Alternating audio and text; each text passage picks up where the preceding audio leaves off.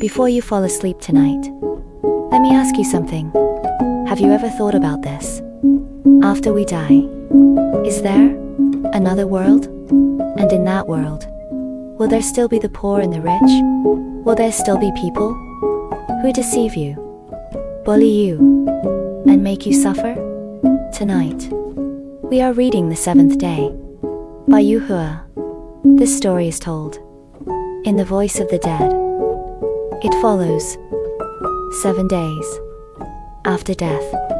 His name is Yang Fei. He is 41 years old, an ordinary man, so ordinary that no one ever really noticed him.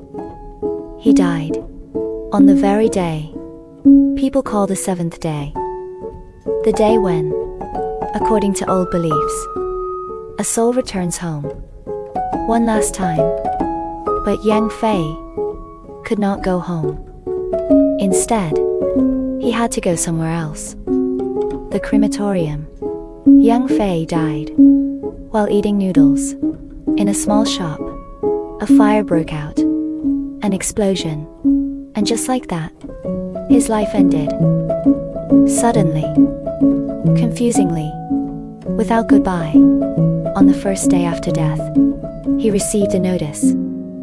It told him to report for cremation. He walked out, wearing his everyday clothes. Only on the road did he realize he had died too fast. No cleansing, no preparation, no final care. When he arrived, he discovered something unsettling. Even after death, people are still divided.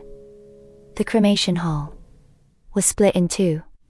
On the left, plastic chairs for ordinary people. On the right, soft sofas for VIPs. The VIPs wore silk burial clothes, worth tens of thousands. Their urns were expensive. Their graves faced the sea, backed by mountains. On the plastic chair side, burial clothes were cheap. Urns cost a few hundred. Graves were tiny, barely 1 square meter, and only rented for 25 years. Someone whispered, even a dead man's house is more expensive than a living one. Yang Fei sat silently on a plastic chair, listening.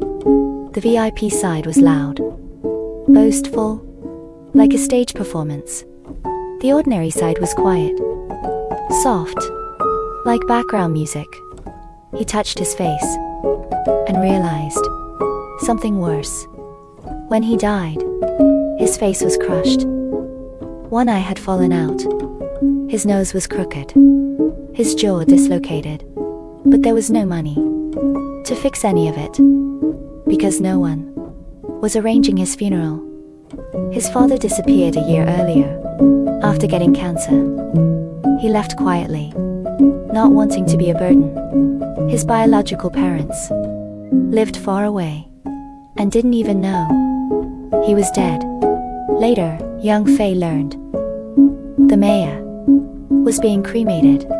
That same day, the whole city stopped for him. Roads closed, traffic blocked, ordinary people waited. Yang Fei's number was 64. It was never called. Then he understood.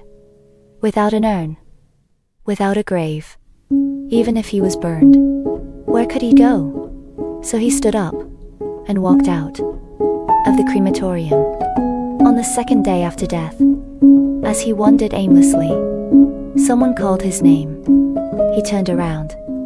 It was his ex-wife, Li Qing. She was still beautiful, but her robe was dripping with water. She had died in a bathtub. She gently pushed his eye back in, straightened his nose. Her fingers touched the faded embroidery on his clothes. Her name, stitched by him. On their wedding day, they sat together like old friends. Yang Fei remembered how he fell in love with her. Back then, she shined, confident, admired. Many men chased her. She ignored them all. She once said, "Love was like footsteps passing by a closed house." She heard them, but thought they were meant for someone else.